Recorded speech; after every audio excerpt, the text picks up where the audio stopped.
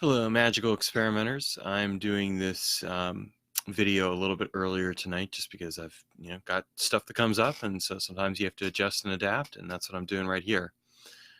So tonight I thought that the topic we would explore is the topic of reading a book of magic versus working a book of magic, and what the difference is, and why we should care about that, and how it affects our work. And this video has been prompted in part because I've seen some interesting videos on YouTube on this very topic. And so I thought, well, I'd kind of put in my own 2 cents on it.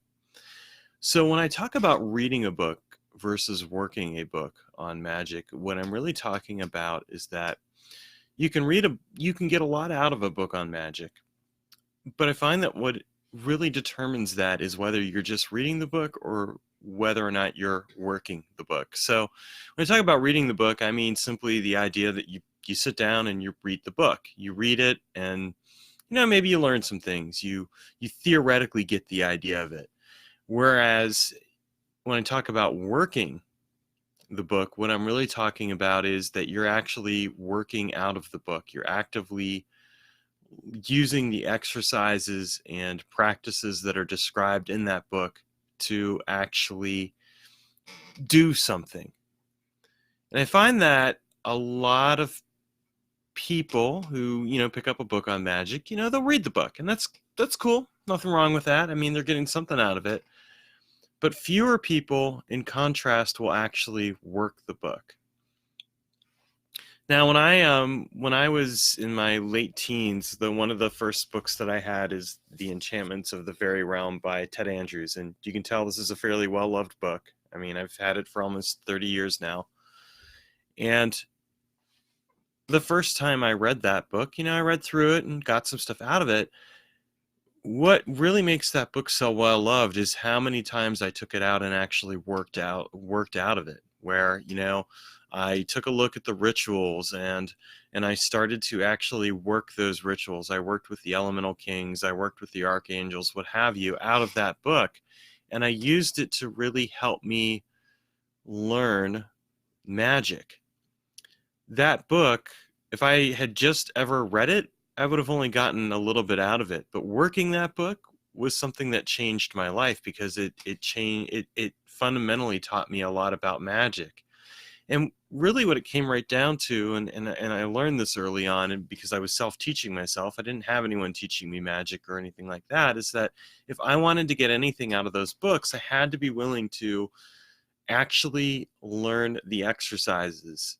I had to memorize things, I had to actually do the work, and I had to really put time into it. And so those books became really useful as teachers because I was actively working them. Another book, a much more recent one that I've read, is The Sphere of Art by R.J. Stewart. And as those of you may know, I've been, doing a fair amount of work with the Sphere of Art in the last couple of years. Again, I would tell you the first time I read that book, which was a few years before I actively started working it, I got some stuff out of it. It was a pretty good book to get some things out, and it made me think. But I didn't really get that book. I didn't really understand it until I started actively working out of it. And then when I started working out of it, the words took on something different for me. They became a very different experience, because suddenly what I was discovering was much more than just the words themselves. It was what was underneath those words. It was all the effort and work put into it. And because I was putting all the effort and work into working out of that book became a teacher at that point for me. It became something much more profound than just being a book on magic. It became something else altogether. And I find it interesting sometimes when I see people's reactions to my own books. In one of my books, The Inner Alchemy of Life, one of the reviews I got was, it was a good review, but it was the person basically wrote, it's a short book, it could have been longer. And I thought to myself, well, that's interesting, because it was very clear to me that the person had read the book. I don't know that the person had actually worked out of the book. And the reason I say that is because if someone were to work out of that book, they would find that it would actually take them about a good 6 months to a year's worth of work to get everything out of that book. And really, that's what it comes right down to, is that if you look at a given book on magic, a good book on magic, not there are lots of bad books on magic out there, but a good one is going to challenge you. It's going to make you discover things about yourself that you never knew. It's going to cause you to look at yourself and look at your relationship with magic in a different way. And what it's really going to do is it's going to be one of those things where you're going to be working out of it, for an extended period of time. And the fact of the matter is even when you've stopped working out of it because you've gotten everything you can out of it, you'll come back to it years later and still find stuff that's helpful out of it. And you may very well come back and do those practices again. You may continue doing those practices, but do a rereading of the book and discover something new as a result. And I say that because, like, the other night, I was talking with a friend and exchanging some ideas about elemental magic, and I looked up some stuff in that Ted Andrews book. I've had that book on my shelf, and it's probably been years since I cracked it open. But lo and behold, there it was. I knew it had the information I knew I needed, and I knew where to find that information because I had worked that book so thoroughly that it's something that's still something that has value to me to this day. The same is true with pretty much any of the books that I've really truly worked out of.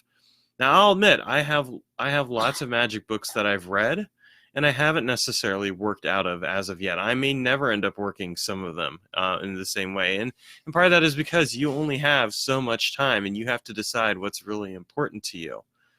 But I think that when you really work a book on magic, it is something that becomes so much more than just the physical embodiment of a book. It becomes a teacher. It becomes something that resonates in your life, and it connects you to the person who wrote that book.